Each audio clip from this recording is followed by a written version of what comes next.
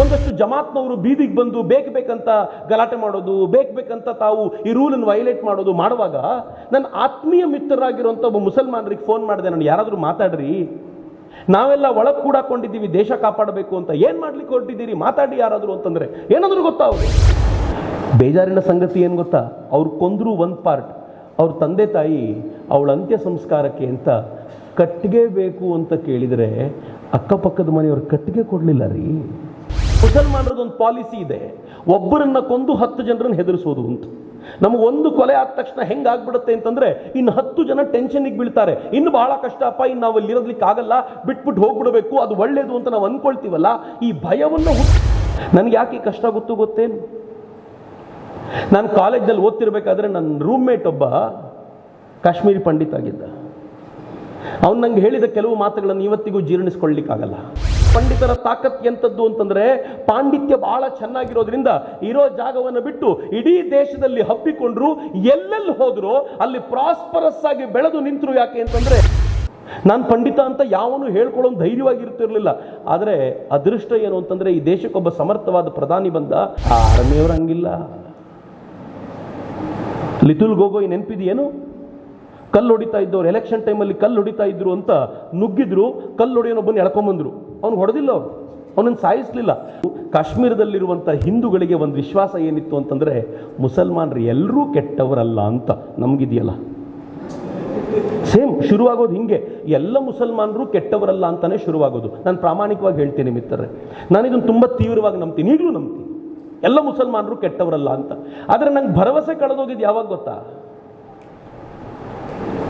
Corona ಬಂದಾಗ ಮೊದಲನೇ wave ಸಂದರ್ಭದಲ್ಲಿ ಪಾದರಾಯನಪುರದಲ್ಲಿ ಒಂದಷ್ಟು ಜಮಾತ್ನವರು ಬೀದಿಗೆ ಬಂದು ಬೇಕಂತ ಗಲಾಟೆ ಮಾಡೋದು, ಬೇಕಂತ ತಾವು ಈ ರೂಲನ್ನು ವೈಲೇಟ್ ಮಾಡೋದು ಮಾಡುವಾಗ ನನ್ನ ಆತ್ಮೀಯ ಮಿತ್ರರಾಗಿರುವಂಥ ಒಬ್ಬ ಮುಸಲ್ಮಾನರಿಗೆ ಫೋನ್ ಮಾಡಿದೆ, ನಾನು ಯಾರಾದರೂ ಮಾತಾಡ್ರಿ, ನಾವೆಲ್ಲ ಒಳಗೆ ಕೂಡಾಕೊಂಡಿದ್ದೀವಿ ದೇಶ ಕಾಪಾಡಬೇಕು ಅಂತ, ಏನು ಮಾಡ್ಲಿಕ್ಕೆ ಹೊರಟಿದ್ದೀರಿ, ಮಾತಾಡಿ ಯಾರಾದರೂ ಅಂತಂದ್ರೆ ಏನಾದರೂ ಗೊತ್ತಾ? ಅವರು ತುಂಬ ಪ್ರಾಮಾಣಿಕವಾಗಿ ಹೇಳಿದರು, ಸರ್ ಮಾತಾಡಿದ್ರೆ ನನ್ನನ್ನು ಸಾಯಿಸ್ಬಿಡ್ತಾರೆ ಸರ್. ಮುಸ್ಲಿಂ, ಹಿಂದೂ ಅಲ್ಲ ಹೇಳಿರೋದು, ನನ್ನನ್ನು ಸಾಯಿಸ್ಬಿಡ್ತಾರೆ ಸರ್. ಇವೆಲ್ಲ ಮಾಡ್ತಿರೋದು ವಹಾಬಿಗಳು. ಈ ವಹಾಬಿಗಳು ಎಷ್ಟು ಡೇಂಜರ್ ಅಂತಂದ್ರೆ ಅವ್ರು ಯಾರನ್ನು ಕೊಲ್ಲಲಿಕ್ಕೂ ಹೇಸಲ್ಲ. And next he pointed out, ನಾನು ಇಡೋಕ್ಕಿಂತ ಮುಂಚೆ ಒಂದು ಗಂಭೀರವಾದ ಮಾತು ಹೇಳಬೇಕು, ನನ್ನ ಚಿಕ್ಕಪ್ಪನೂ ವಹಾಬಿ ಆಗಿಬಿಟ್ಟಿದ್ದಾರೆ ಸರ್. ನನ್ನ ಮನೇಲಿ ಯಾರು ವಹಾಬಿನೋ ಯಾರು ನಾರ್ಮಲ್ ಆಗಿದ್ದಾರೋ ನನಗೇನೂ ಗೊತ್ತಾಗೋ ಸ್ಥಿತಿಯಲ್ಲಿಲ್ಲ, ನಾನು ತುಂಬ ವೀಕ್ ಆಗಿದ್ದೀನಿ ಸರ್ ಈ ವಿಚಾರದಲ್ಲಿ ಎಂದರು. ಯಾವುದಕ್ಕೆ? ಹರ್ಷನ ಹತ್ಯೆಗೆ ವಿರುದ್ಧವಾಗಿ ಮಾತನಾಡಿ ಅಂತಲ್ಲ, ಕರೋನಾ ಕಾಲದಲ್ಲಿ ಮಾತನಾಡಿ ಅಂದಾಗ ಮುಸಲ್ಮಾನರಿಗೆ ಹೇಳಿದ್ರೆ ಮಾತನಾಡೋ ಯಾರಾದರೂ ಬೇಕಲ್ಲ,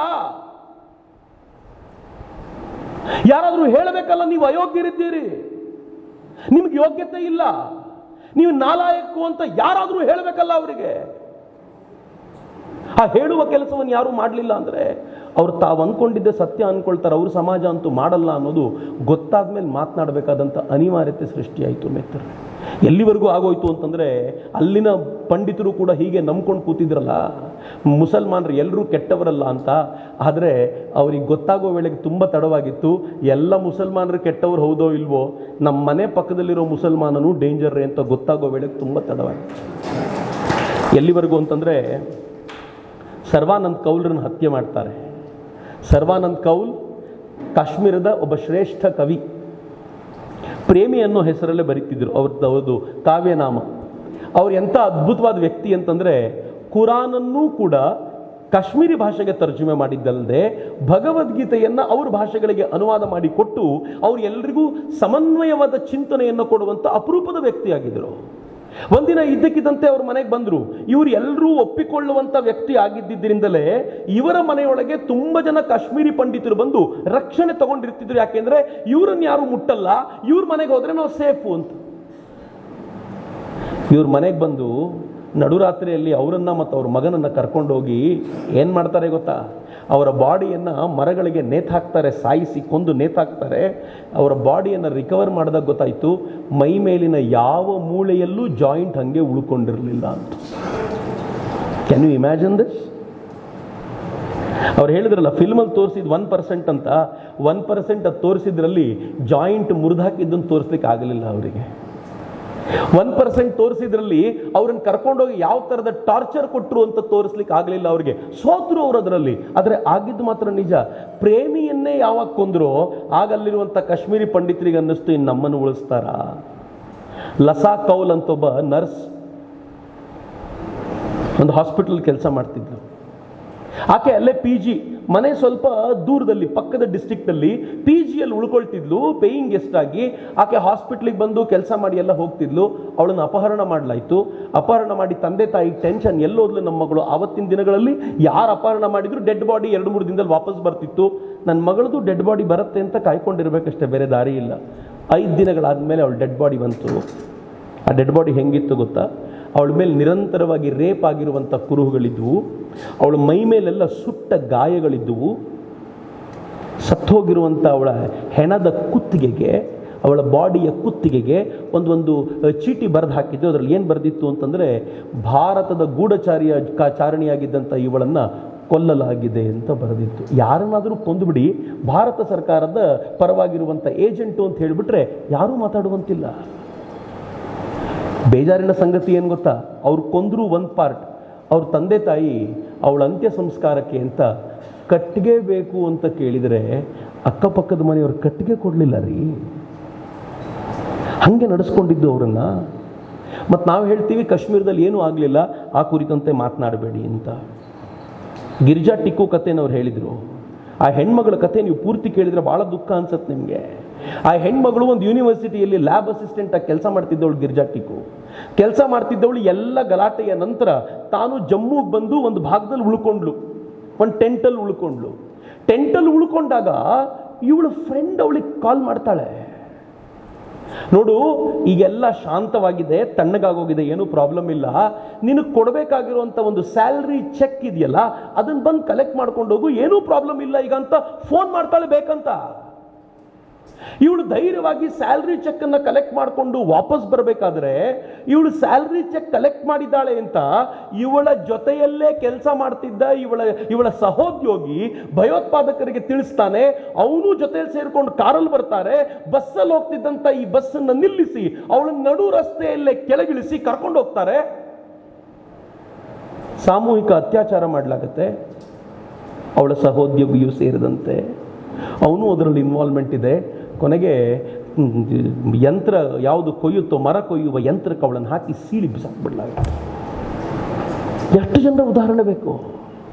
ಸಿನಿಮಾದಲ್ಲಿ ತೋರಿಸಿದ್ ಎಷ್ಟಿದೆಯೋ ಅದಕ್ಕೆ 10 ಪಟ್ಟು ಹೆಚ್ಚು ಹತ್ಯೆಗಳು ಅಲ್ಲಾಗಿವೆ. ಬಟ್ ಅಲ್ಲಿಗೆ ಮುಗಿಲಿಲ್ಲ. ಆ ಹತ್ಯೆಯಿಂದ ಹೆಂಗೆ ಹೆದರಿಸಿದ್ರು ಅಂತಂದ್ರೆ, ಮುಸಲ್ಮಾನರದೊಂದು ಪಾಲಿಸಿ ಇದೆ, ಒಬ್ಬರನ್ನ ಕೊಂದು 10 ಜನರನ್ನು ಹೆದರಿಸೋದು ಅಂತ. ನಮಗೆ ಒಂದು ಕೊಲೆ ಆದ ತಕ್ಷಣ ಹೆಂಗಾಗ್ಬಿಡುತ್ತೆ ಅಂತಂದ್ರೆ, ಇನ್ನು 10 ಜನ ಟೆನ್ಷನ್ಗೆ ಬೀಳ್ತಾರೆ. ಇನ್ನು ಬಹಳ ಕಷ್ಟಪ್ಪ, ಇನ್ನು ನಾವು ಇಲ್ಲಿರೋದ್ಲಿಕ್ಕೆ ಆಗಲ್ಲ, ಬಿಟ್ಬಿಟ್ಟು ಹೋಗ್ಬಿಡಬೇಕು, ಅದು ಒಳ್ಳೇದು ಅಂತ ನಾವು ಅನ್ಕೊಳ್ತೀವಲ್ಲ. ಈ ಭಯವನ್ನು ಹುಟ್ಟಿಸುವಂತ ಪ್ರಯತ್ನವನ್ನು ಮಾಡ್ತಾರೆ. ಈ ಭಯವನ್ನು ಹುಟ್ಟಿಸೋದಕ್ಕೆ ಎಲ್ಲಿಂದ? ಕೇರಳದಲ್ಲಿ 8 ವರ್ಷದ ಮಗು. ಆ ಮಗು ತನ್ನ ಬಾಯಲ್ಲಿ ಹೇಳುತ್ತೆ, ಹಿಂದೂಗಳು ಮತ್ತು ಕ್ರಿಶ್ಚಿಯನ್ರು ಅಕ್ಕಿ ಮತ್ತು ಅಗರಬತ್ತಿ ರೆಡಿ ಮಾಡ್ಕೊಳ್ಳಿ, ನಮ್ಮ ಜೊತೆ ನಾವು ಹೇಳದಂತೆ ಬದುಕಿದ್ರೆ ಸರಿ, ನಾವು ಹೇಳದಂತೆ ಈ ಅಕ್ಕಿ ಮತ್ತು ಅಗರಬತ್ತಿ ನಿಮ್ಮ ಅಂತ್ಯ ಸಂಸ್ಕಾರಕ್ಕೆ ಬೇಕಾಗತ್ತೆ ಅಂತ. 8 ವರ್ಷದ ಮಗು. ನಾವು ನಮ್ಮ ತಂದೆ ತಾಯಿರು ಹೆಂಗಿದ್ದೀವಿ ಅಂತಂದ್ರೆ, ಕೆಟ್ಟದ್ದು ಅಂತ ನಾನು ಹೇಳಲ್ಲ, ನಮ್ಮ ಮಗು 9 ವರ್ಷದ 10 ವರ್ಷದ ಬಂದು ಈ ಥರದ ಮಾತುಗಳನ್ನು ಕೇಳ್ತಾ ಇದ್ರೆ, ಇಂಥ ಮಾತು ಈಗಲೇ ಬೇಡ ಮಗು ಅಂತ ವಾಪಸ್ ಕರ್ಕೊಂಡು ಹೋಗ್ತೀವಿ, ಇದು ನಿಮಗಲ್ಲ ಅಂತ, ಇದು ಎಬವ್ 18 ಮಾತ್ರ ಕೇಳಬೇಕು ಅಂತ. ಅವರಲ್ಲಿ 8 ವರ್ಷದ ಮಗು ಹಿಂದೂಗಳಿಗೆ ಮತ್ತು ಕ್ರಿಶ್ಚಿಯನ್ರಿಗೆ ಸಾಯ್ಲಿಕ್ಕೆ ಸಿದ್ಧವಾಗಿ ಅಂತ ಹೇಳುತ್ತೆ ಅಂತಂದ್ರೆ, ಯಾವ ಪರಿಯ ಎಜುಕೇಶನ್ ಕೊಡ್ತಿದ್ದಾರೆ ಅವರು? ನಾವಿನ್ನೂ ಎಲ್ಲಿದ್ದೀವಿ ಮಿತ್ರ? ಕಥೆ ಇಲ್ಲಿಗೆ ಮುಗಿಯಲ್ಲ. ಅವರೆಲ್ಲರೂ ಅಲ್ಲಿಂದ ಓಡಿ ಬಂದ್ರಲ್ಲ, ಜಮ್ಮುವಿಗೆ ಕೆಲವರು ಓಡಿ ಬಂದರು, ಕೆಲವರು ಡೆಲ್ಲಿಗೆ ಓಡಿ ಬಂದರು. ಜಮ್ಮುವಿನಲ್ಲಿ ಜಗತಿ ಅಂತ ಒಂದು ಜಾಗ ಇದೆ. ಆ ಜಗತಿ ಅನ್ನೋ ಜಾಗದಲ್ಲಿ ಸರ್ಕಾರ ಏನು ಕೊಡ್ತು ಗೊತ್ತೇನೋ? ಅವರಿಗೆ ಟೆಂಟ್ಗಳನ್ನು ಕೊಡ್ತು. ಈ ಟೆಂಟ್ಗಳಲ್ಲಿ ಉಳ್ಕೊಳ್ಳಿ ಅಂತ. ಇಮ್ಯಾಜಿನ್ ಮಾಡಿ, ಅವರಿದ್ದಿದ್ದು -5 ಡಿಗ್ರಿ -10 ಡಿಗ್ರಿ ಸೆಂಟಿಗ್ರೇಡ್ನಲ್ಲಿ. ಈಗ ಜಮ್ಮುವಿಗೆ ಬಂದಾಗ +35 ಡಿಗ್ರಿ ಸೆಂಟಿಗ್ರೇಡ್ ಅಲ್ಲಿ ಬದುಕಬೇಕು. -5ಗೆ ಸೆಟ್ ಆಗಿದ್ದಂಥವ್ರು ಜಮ್ಮುವಿಗೆ ಬಂದು ಈ ಟೆಂಪರೇಚರ್ ಅಲ್ಲಿ ಬದುಕಬೇಕು ಅಂದ್ರೆ ಯಾವ ಪರಿ ಯಾತನೆ ಆಗಿರ್ಬೋದು ಅವರಿಗೆ? ಅವ್ರಿಗೆ ಕೊಟ್ಟಿದ್ದಾದ್ರೂ ಏನು ಮನೆಗಳಲ್ಲ, ಕಲ್ಯಾಣ ಮಂಟಪಗಳಲ್ಲ, ಯಾವುದೋ ಮಠಮಾನ್ಯಗಳ ಜಾಗ ಅಲ್ಲ. ಅವ್ರಿಗೆ ಕೊಟ್ಟಿದ್ದು ಬರೀ ಟೆಂಟು. ಆ ಟೆಂಟ್ಗಳಲ್ಲಿ ಉಳ್ಕೊಳ್ಬೇಕು. ಬಿಸಿಲು ನೇರವಾಗಿ ಬಡಿತಿತ್ತು ಅವ್ರಿಗೆ. ನನಗೆ ಯಾಕೆ ಕಷ್ಟ ಗೊತ್ತೇನು? ನಾನು ಕಾಲೇಜಲ್ಲಿ ಓದ್ತಿರ್ಬೇಕಾದ್ರೆ ನನ್ನ ರೂಮ್ಮೇಟ್ ಒಬ್ಬ ಕಾಶ್ಮೀರಿ ಪಂಡಿತ್ ಆಗಿದ್ದ. ಅವನು ನಂಗೆ ಹೇಳಿದ ಕೆಲವು ಮಾತುಗಳನ್ನು ಇವತ್ತಿಗೂ ಜೀರ್ಣಿಸ್ಕೊಳ್ಳಿಕ್ಕಾಗಲ್ಲ. ಅವನು ಹೇಳಿದ, ಚಕ್ರವರ್ತಿ ಭಾಯಿ, ನಮ್ಮ ಕಾಶ್ಮೀರಿ ಪಂಡಿತರ ಕಥೆ ಮುಗದೇ ಹೋಯ್ತು ಭಾಯಿ, ನಾವೇನೋ ಜೀವ ಉಳಿಸ್ಕೊಳ್ಳಿಕ್ಕೆ ತಾಕತ್ತಿದೆ ಅನ್ನೋ ಕಾರಣಕ್ಕೋಸ್ಕರ ಬದುಕಿದ್ದೀವಿ ಅಂತ. ನಾನು ಹೆಂಗೆ ಅಂತ ಕೇಳಿದ್ರೆ ಏನಂದ ಗೊತ್ತಾ, ಅವನು ಒಂದು ಟೆಂಟ್ ಸರ್ಕಾರ ನಮ್ಗೆ ಕೊಟ್ಟಿತ್ತು, ನಾನು, ನಮ್ಮಪ್ಪ, ನಮ್ಮ ಚಿಕ್ಕಪ್ಪ, 3 ಫ್ಯಾಮಿಲಿಗಳು ಅದೇ ಟೆಂಟಲ್ಲಿದ್ವಿ. ಅದೇ ಟೆಂಟಲ್ಲಿ ಅನೇಕ ವರ್ಷಗಳ ಕಾಲ ಕಳೆದಿದ್ದರಿಂದ ಅಲ್ಲೇ ಮದುವೆಗಳಾದವರಿಗೆ ಸೆಕ್ಸ್ ಲೈಫ್ ಮಾತ್ರ ಯಾವತ್ತೂ ಇರಲೇ ಇಲ್ಲ ಅಂತ. ಸೆಕ್ಸ್ ಲೈಫ್ ಅನ್ನೋದನ್ನು ಕೆಟ್ಟದ್ದು ಅಂತ ತಿಳ್ಕೊಳ್ಬೇಡಿ. ಮುಂದಿನ ಪೀಳಿಗೆಯನ್ನು ಉತ್ಪಾದನೆ ಮಾಡಲಿಲ್ಲ ಅಂತಂದ್ರೆ ಏನು ಉಪಯೋಗ? ಇಡೀ ಪಂಡಿತರ ಜನಾಂಗ ನಾಶ ಅಲ್ಲ. ಅವ್ರು ನೋಡಿದ್ರು ಸರ್ಕಾರ ಏನಾದರೂ ಮಾಡುತ್ತೆ ಅಂತ ಆದರೆ ಪಂಡಿತರ ತಾಕತ್ ಎಂಥದ್ದು ಅಂತಂದ್ರೆ ಪಾಂಡಿತ್ಯ ಬಹಳ ಚೆನ್ನಾಗಿರೋದ್ರಿಂದ ಇರೋ ಜಾಗವನ್ನು ಬಿಟ್ಟು ಇಡೀ ದೇಶದಲ್ಲಿ ಹಬ್ಬಿಕೊಂಡ್ರು, ಎಲ್ಲೆಲ್ಲಿ ಹೋದ್ರು ಅಲ್ಲಿ ಪ್ರಾಸ್ಪರಸ್ ಆಗಿ ಬೆಳೆದು ನಿಂತರು. ಯಾಕೆ ಅಂತಂದ್ರೆ ತಮ್ಮಲ್ಲಿದ್ದ ಬೌದ್ಧಿಕ ಸಾಮರ್ಥ್ಯ ಮತ್ತು ಒಳ್ಳೆಯ ಸಂಸ್ಕಾರಗಳ ಕಾರಣದಿಂದ ದಿಲೀಪ್ ತರ ಬೆಳೆದು ನಿಲ್ಲಕ್ಕೆ ಸಾಧ್ಯ ಆಯಿತು ಅಂತ. ಅದು ಈ ಕಾರಣಕ್ಕೆ ಮಾತ್ರ. ಒಂದು ಸರ್ವೆ ರಿಪೋರ್ಟ್ ಬಂತು, 91 ಸರ್ವೆ ರಿಪೋರ್ಟ್. ನಾನು ನಿಮ್ಮ ಹತ್ರ ಪ್ರೆಸೆಂಟ್ ಮಾಡ್ತೀನಿ ಅದನ್ನ. ಈ ಸರ್ವೆ ಏನ್ ಮಾಡ್ತು, ಆ ಟೆಂಟ್ಗಳಲ್ಲಿದ್ದವರೆಲ್ಲರನ್ನೂ ಕೂಡ ಒಂದು ಸರ್ವೆ ಮಾಡಿ ಅದರಲ್ಲಿ ಹೇಳ್ತು, 91% ಜನ, 91% ಜನ ಯಾರ್ಯಾರು ಟೆಂಟಲ್ಲಿದ್ದಾರೋ ಸೈಕಿಯಾಟ್ರಿಕ್ ಡಿಸೀಸಸ್ ಇಂದ ಬಳಲ್ತಾ ಇದ್ದಾರೆ ಅಂತ. 91%. 11% ಜನ ಡಿಸ್ಅಸೋಸಿಯೇಟಿವ್ ಡಿಸಾರ್ಡರ್ ಇಂದ ಬಳಲ್ತಾ ಇದ್ದಾರೆ ಅಂತ ಹೇಳ್ತು. 8% ಜನ ಡೆಲ್ಯೂಷನಲ್ ಡಿಸಾರ್ಡರ್ ಅಂದ್ರೆ ಏನ್ ಗೊತ್ತಾ, ಏನಾದ್ರೂ ಸದ್ದು ಕೇಳಿದ್ರೆ ಭಯೋತ್ಪಾದಕರೇ ಬಂದ್ರು ಅಂತ ಗಾಬರಿ ಬೀಳೋದು. ಯಾರಾದ್ರೂ ಬಂದ್ರು ಅಂತಂದ್ರೆ ನನ್ನ ಮಗನ್ ಸಾಯಿಸ್ಬಿಡ್ತಾರೆ ಅಂತ ಭಾವಿಸೋದು. ಈ ಫಿಲ್ಮ್ನಲ್ಲಿ ಅನುಪಮ್ ಖೇರ್ ಕೊನೆಯಲ್ಲಿ ಆಡ್ತಾರಲ್ಲ, ಒಂಥರ 370 ಆರ್ಟಿಕಲ್ ಅಂತೆಲ್ಲ ಮಾತನಾಡ್ತಾರಲ್ಲ, ಅದು ಡೆಲ್ಯೂಷನಲ್ ಡಿಸಾರ್ಡರ್. 8% ಜನ ಹಂಗಾಗೋದು. 36% ಜನ ಹೆಣ್ಣು ಮಕ್ಕಳಿಗೆ ಓವೇರಿಯನ್ ಫೇಲ್ಯೂರ್ ಆಯ್ತು. ಆ ಗಾಬರಿಗೆ ಇನ್ನು ಮಕ್ಕಳನ್ನು ಹೆರಲಾಗದ ಸ್ಥಿತಿಗೆ ಬಂದರು. 40% ಜನ ದೇ ಲಾಸ್ ದರ್ ಫರ್ಟಿಲಿಟಿ ಅಂತ ರಿಪೋರ್ಟ್. ಯಾರು ತುಂಬಿಕೊಡೋದು? ಯಾವ ಸರ್ಕಾರ ತುಂಬಿಕೊಡುತ್ತೆ? ಅವರನ್ನು ಯಾವ ಪರಿ ಅತ್ಯಂತ ಕೀಳಾಗಿ ಕಾಣಲಾಯಿತು ಅಂತಂದ್ರೆ, ಈ ದೇಶದಲ್ಲಿ ಪಂಡಿತರಾಗಿದ್ದಿದ್ದೇ ತಪ್ಪು ಅನ್ನುವಂಥ ಭಾವನೆ. ಕೊನೆಗೆ ಹೇಳ್ಕೊಂಡು ತಿರುಗಾಡಬೇಕು, ಇಲ್ಲಪ್ಪ ನಾನು ಪಂಡಿತ ಅಲ್ಲ ಅಂತ, ನಾನು ಪಂಡಿತ ಅಂತ ಯಾವನು ಹೇಳ್ಕೊಳ್ಳೋ ಧೈರ್ಯವಾಗಿರ್ತಿರ್ಲಿಲ್ಲ. ಆದರೆ ಅದೃಷ್ಟ ಏನು ಅಂತಂದ್ರೆ, ಈ ದೇಶಕ್ಕೊಬ್ಬ ಸಮರ್ಥವಾದ ಪ್ರಧಾನಿ ಬಂದ, ನೀವು ಪಂಡಿತರು ಅಂತ ಧೈರ್ಯವಾಗಿ ಹೇಳ್ಕೊಳ್ಳುವಂಥ ಸ್ಥಿತಿ ತರ್ತೀನಿ ಅಂತ ಆತ ತಂದ. ನಂಗೆ ಬಹಳ ಹೆಮ್ಮೆ ಇದೆ ಈ ದೇಶದ ಪ್ರಧಾನಿ. ಯಾಕೆ ಹೆಮ್ಮೆ ಇದೆ ಅಂತಂದ್ರೆ, ಆರ್ಟಿಕಲ್ 370 ಪ್ರಾಮಾಣಿಕವಾಗಿ ಎಲ್ಲರೂ ಹಿರಿಯರಿದ್ದೀರಿ, ಪ್ರಾಮಾಣಿಕವಾಗಿ ಹೇಳಿ, ಆರ್ಟಿಕಲ್ 370ಯ ಕುರಿತಂತೆ ಉದ್ದುದ್ದ ಭಾಷಣ ಮಾಡಿರೋರು ಬಹಳ ಜನ ಇದ್ದಾರೆ. ಆರ್ಟಿಕಲ್ 370 ಹೋಗಬೇಕು ಅಂತ ಅರ್ಚಾಡಿದವರು, ಕೂಗಾಡಿದವರೆಲ್ಲ ಇದ್ದೀವಿ, ನಾನು ಸೇರ್ಕೊಂಡಂತೆ. ಆದರೆ ಒಳಗಡೆ ನಮ್ಮ ಮನಸ್ಸಿಗೂ ಗೊತ್ತಿತ್ತು ಯಾವತ್ತಿಗೂ ಹೋಗಲ್ಲ ಬಿಡೋದು, ಸುಮ್ಮನೆ ಕೂಗಾಡೋದು ಮಾತಾಡೋದು ಅಷ್ಟೇ ಅಂತ ಅನ್ಕೊಂಡಿದ್ವಿ. ಆದರೆ ಒಬ್ಬ ಪ್ರಧಾನಮಂತ್ರಿ ಅವ್ರಿಗೆ ಚಾಲೆಂಜ್ ಮಾಡೋರೆಲ್ಲರೂ ಮಾತಾಡ್ತಿರಲ್ಲ, ಆರ್ಟಿಕಲ್ 370 ತೆಗೆದು ತೋರಿಸಿ ಅಂತ. ಒಂದು ಫೈನ್ ಡೇ ಆರ್ಟಿಕಲ್ 370 ಹೋಗಿದ್ದು ನಮ್ಗೆ ಗೊತ್ತೇ ಆಗಲಿಲ್ಲ. ಅಷ್ಟು ಕ್ಲೀನಾಗಿ ಆರ್ಟಿಕಲ್ 370 ತೆಗೆದೇ ಬಿಟ್ಟಿಲ್ಲ. ಆರ್ಟಿಕಲ್ 370 ತೆಗೆದು ಸುಮ್ಮನಾಗಲಿಲ್ಲ. ಇವತ್ತಿಗೂ ಅನೇಕರಿಗೆ ಸಮಾಧಾನ ಇಲ್ಲ. ಆದರೆ ಸಮಾಧಾನದ ಒಂದು ಅಂಶ ಎಲ್ಲಿಗೆ ಬಂದಿದೆ ಅಂತಂದ್ರೆ, ಈ ದೇಶದ ಪ್ರಧಾನಮಂತ್ರಿ ಅಲ್ಲಿ ತಂದಿರುವಂಥ ವಿಕಾಸದ ಚಿಹ್ನಗಳು ಹೇಗಿವೆ ಅಂತಂದ್ರೆ, ಹೊಸ ಬದಲಾವಣೆಗೆ ಕಾಶ್ಮೀರವನ್ನು ಸಿದ್ಧಗೊಳಿಸ್ತಿದ್ದಾರೆ. ಅಲ್ಲಿ ಕಲ್ಲು ಹೊಡೆದ್ರೆ 500 ರೂಪಾಯಿ ಕೊಡೋರಿದ್ರಲ್ಲ, ಅವ್ರನ್ನೆಲ್ಲ ತೆಗೆದು ಗೃಹ ಬಂಧನಕ್ಕೆ ಹಾಕಿಟ್ಟಿದ್ರು. ಕಲ್ಲು ಹೊಡೆದ್ರೆ ಈ ದೇಶದ ಆರ್ಮಿ ಪರ್ಸನ್ಸ್ ಮೇಲೆ ನೆನ್ಪಿಟ್ಕೊಳ್ಳಿ, ಮುಸಲ್ಮಾನರು ಆರ್ಮಿ ಮೇಲೆ ಕಲ್ಲೆಸೆಯಲ್ಲ, ಮುಸಲ್ಮಾನರು ಆರ್ಮಿ ಮೇಲೆ ಬೆಂಕಿ ಹಚ್ಚಲ್ಲ, ಮುಸಲ್ಮಾನರು ಆರ್ಮಿಗೆ ನೇರವಾಗಿ ಬಂದು ತಗಲಾಕೊಳ್ಳಲ್ಲ, CRPF ತಗಲಾಕೊಳ್ತಾರೆ, BSF ತಗಲಾಕೊಳ್ತಾರೆ. ಯಾಕೆಂದ್ರೆ ಅವರಿಗೊಂದು ರೂಲ್ ಇದೆ, ಯಾರ ಮೇಲಾದರೂ ಶೂಟ್ ಮಾಡೋಕ್ಕಿಂತ ಮುಂಚೆ ನೀವು 100 ಸಲ ಯೋಚನೆ ಮಾಡಬೇಕು, ಮಾಡಬಾರದು ಅಂತ, ಆದಷ್ಟು ಕಂಟ್ರೋಲ್ ಮಾಡಬೇಕು ಅಂತ. ಆ ಆರ್ಮಿಯವರು ಹಂಗಿಲ್ಲ. ಲಿತುಲ್ ಗೋಗೊಯ್ ನೆನಪಿದೆಯೇನು? ಕಲ್ಲು ಹೊಡಿತಾ ಇದ್ದವ್ರು ಎಲೆಕ್ಷನ್ ಟೈಮಲ್ಲಿ ಕಲ್ಲು ಹೊಡಿತಾ ಇದ್ರು ಅಂತ ನುಗ್ಗಿದ್ರು, ಕಲ್ಲು ಹೊಡೆಯೋನೊಬ್ಬನ ಎಳ್ಕೊಂಬಂದ್ರು.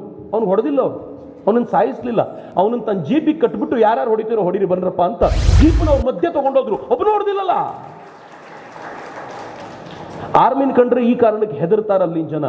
ಆದರೆ ಈ ದೇಶದ ಪ್ರಧಾನಿ ಹೆಂಗ್ ಮಾಡಿದ್ರು ಅಂತಂದ್ರೆ, ಕಲ್ಲು ಎಸೆಯೋ ಜನರ ಕೈಯಲ್ಲಿ ಉದ್ಯೋಗ ಕೊಡ್ಲಿಕ್ಕೆ ಶುರು ಮಾಡಿದ ನಂತರ ಈಗ ಹೆಂಗಾಗಿದೆ ಅಂತಂದ್ರೆ, ಅಲ್ಲಿ ದೊಡ್ಡ ಪ್ರಮಾಣದಲ್ಲಿ ಬದಲಾವಣೆ ಬರುವ ಲಕ್ಷಣ ಬದಲಾವಣೆ ಬಂದ್ಬಿಟ್ಟಿದೆ ಅಂತ ನಾನೇನು ಧೈರ್ಯವಾಗಿ ಹೇಳ್ತಿಲ್ಲ. ಹೆಂಗಿತ್ತು ಗೊತ್ತೇನು, ಕಾಂಗ್ರೆಸ್ ಗವರ್ಮೆಂಟ್ ಇದ್ದಾಗ ಬೇರೆ ಎಲ್ಲ ರಾಜ್ಯಗಳಲ್ಲೂ ಕೂಡ 67-33% IAS ಆಫೀಸರ್ IPS ಆಫೀಸರ್ಗಳು, 67% ಬೇರೆ ರಾಜ್ಯದಿಂದ, 33% ಸ್ಥಳೀಯ ರಾಜ್ಯಗಳಲ್ಲಿ. ಆದರೆ ಕಾಶ್ಮೀರಕ್ಕೆ ಮಾತ್ರ special privilege 50-50 IAS IPS officers.